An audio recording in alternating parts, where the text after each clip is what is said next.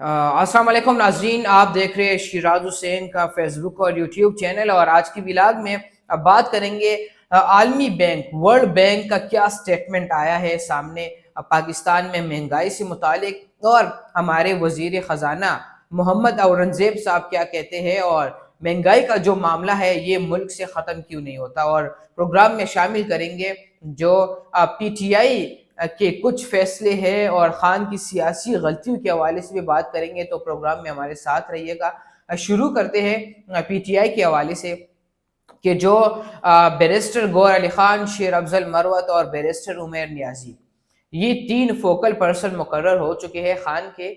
और कोई भी जेल के अंदर खान से मुलाकात करेगा तो वो इन तीनों में से किसी एक से परमिशन लाजमी लेगा। तो अब मामला इस हद तक आ गया है कि एक उमर अयूब जो अपोजिशन लीडर आज मुंतखब हो गए, वो जनाब या शेरियार अफरीदी या अली मोहम्मद खान, असद कैसर, सेनेटर फैसल जावेद, जो कोई भी खान से मुलाकात करेगा तो वो इन तीनों से परमिशन लेगा, इन तीनों में से किसी एक से परमिशन लेगा। तो क्या अब सियासी हुक्मरान जो है, जो सियासी लीडर्स है, जो सीनियर लोग हैं, सीनियर सियासतदान है, क्या वो अब वकीलों से परमिशन लेगा खान से मुलाकात करने के लिए? जो खबरें आ रही थी कि PTI को हाईजैक करने की कोशिश की जा रही है, तो क्या इन्होंने कंट्रोल अपने हाथों में तो नहीं संभाल लिया? क्या मामलात कुछ और दूसरी जानिब तो नहीं जा रहे? और खान की सियासी गलतियों के हवाले से अगर बात करें, अगर आज इमरान खान साहब जेल के अंदर है तो वो सिर्फ अपनी सियासी गलतियों की वजह से जेल के अंदर है।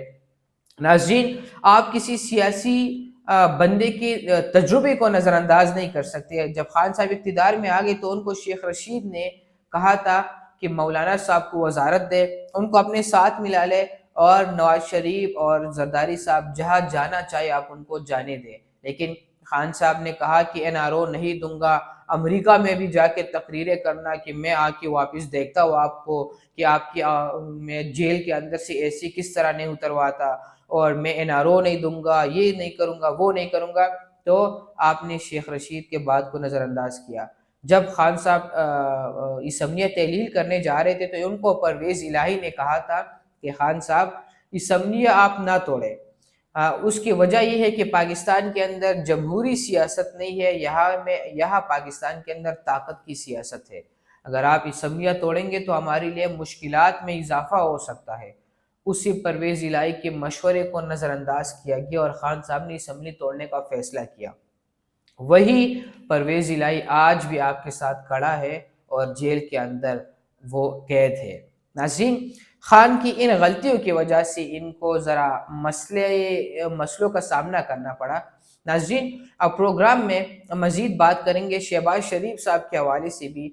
आज सेनेट इंतखाबात में जब वो वोट कास्ट करने गए तो वहाँ पर एक बंदा उनके पास आके खड़ा हुआ और उन्होंने एक बैनर उठा रखा हुआ था जिसके एक साइड पे फ़लस्तीन का झंडा, दूसरी साइड पे कश्मीर का झंडा, और उस पे लिखा गया था कि हम आपके साथ खड़े हैं।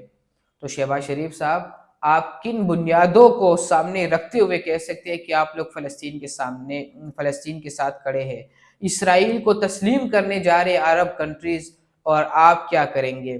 क्या आप इसराइल के खिलाफ जा सकते हैं? आप एक बैनर्स उठा के बता सकते हैं मैं कि हम फ़लस्तीन के साथ खड़े हैं? खड़ा होना आप किसको कहते हैं? इसको कहते हैं कि आप बैनर एक उठा लें, इसको कहते हैं कि आप इस्लामाबाद में एक रैली निकालें, इसको कहते हैं कि आप कोई सियासी तकरीर करें और कहें कि हम फ़लस्तीन के शाना बशाना खड़े हैं। हमारे हुक्मरान तो एक गैरत को सामने रखते हुए इस तरह तकरीर भी नहीं कर सकते, वो अल्फाज मुंह से नहीं निकाल सकते कि वाकई फ़लस्तीन के ऊपर जुल्म हो रहे और हम फ़लस्तीन के साथ खड़े और हम इसराइल को उनके मजम्मत करते हैं, उनको रोकने के जंगबंदी के लिए अमेरिका से मुतालिबा करते हैं, आलमी हुक्मरानों से मुतालिबा करते हैं। लेकिन नहीं, ऐसा कभी नहीं होगा, क्योंकि आप लोग बेबस है, आपके इख्तियार में कुछ है ही नहीं, आप उनके आंखों में आंखें डाल के बात नहीं कर सकते। नाज़रीन, अमेरिका का एक रुकनी पार्लियामेंट है, उन्होंने कहा है कि जो आप नागासाकी और जो जापान के ऊपर एटम बम्स गिराए गए थे, उसी तरह एक बम फ़लस्तीन के ऊपर गिरा दे ताकि ये मसला ही ख़त्म हो जाए। क्या आपने उनके खिलाफ कोई मुज़म्मती बयान जारी किया? मैं सिर्फ शहबाज शरीफ साहब की बात नहीं कर रहा, मैं पूरी मुस्लिम हुक्मरानों की बात कर रहा हूँ। وہ یہ تجویز دے رہے کہ فلسطین کے اوپر ایک ایٹم بم گرا دے تاکہ یہ مسئلہ ہی ختم ہو جائے، لیکن مسلم دنیا خاموش ہے۔ تو کب تک آپ خاموش رہیں گے؟ کیا آپ کے اندر غیرت نہیں ہے، ضمیر نہیں ہے آپ لوگوں کے اندر کہ ان کو فلسطین کے بچیوں کو مارا جا رہا ہے، چھوٹے چھوٹے معصوم بچوں کو مارا جا رہا ہے، لیکن آپ لوگ کیا کر سکتے ہیں؟ کچھ نہیں کر سکتے، کیونکہ آپ بے اختیار ہے، بے ضمیر ہے۔ آپ صرف اپنی سیاست کو چمکا سکتے ہیں، آپ تقاریر کر سکتے ہیں، آپ اپنے بچوں کو باہر جا کے سیٹل کر سکتے ہیں، آپ بے تحاشا پیسہ بنا کر حکومت سے نکل کر بیرون ملک جا سکتے ہیں، کیونکہ آپ کی منزل امریکہ ہے، انگلینڈ ہے، کینیڈا ہے، ناروے ہے، ڈنمارک جیسے ممالک ہے۔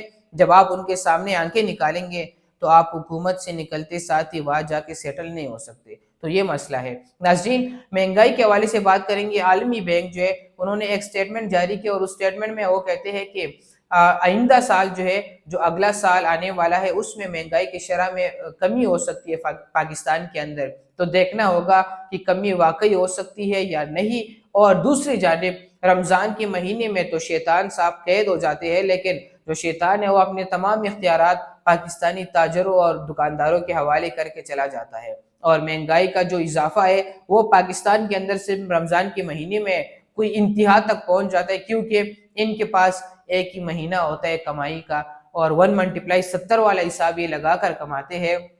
اگر یہ مہینہ ان کے ہاتھ سے خالی جائے تو ان کے لیے مشکلات ہو سکتی ہے، کیونکہ 11 مہینے تو ان کو کام ملتا ہی نہیں۔ اور رمضان کی مہنگائی جو مریم محمد اورنگزیب صاحب کہتے ہیں کہ مہنگائی میں کمی آ رہی ہے، ہم مزید غریب عوام کے اوپر بوجھ نہیں ڈالیں گے، تو وزیر خزانہ صاحب آپ کو پتہ نہیں کس نے کیا چیز ڈسکاؤنٹ پر دے دی جو آپ کہہ رہے کہ مہنگائی کی شرح میں کمی آ رہی ہے۔ ہمیں تو ہمارے سمجھ سے تو باہر ہے۔ اگر آپ کو کچھ آئیڈیا ہے یا کوئی آپ کے پاس انتر منتر والا کہانی ہے تو وہ آپ عوام کو بتا دے، تاکہ ان کو بھی لگے کہ واقعی مہنگائی میں کمی آ رہی ہے۔ اور مہنگائی میں اضافہ صرف ایک ہی وجہ سے ہوتا ہے، وہ اس وجہ سے کہ اگر آپ کو 1 کلو کا ٹماٹر چاہیے تو آپ 10 کلو لے کے جانا شروع کر دیں۔ مارکیٹ میں جب سٹاک شارٹ ہوگا اور ڈیمانڈ میں اضافہ ہوگا تو قیمتوں میں بھی اضافہ ہوگا۔ اپنے میزبان شیراز کو دیجیے اجازت، اللہ نے کے بعد۔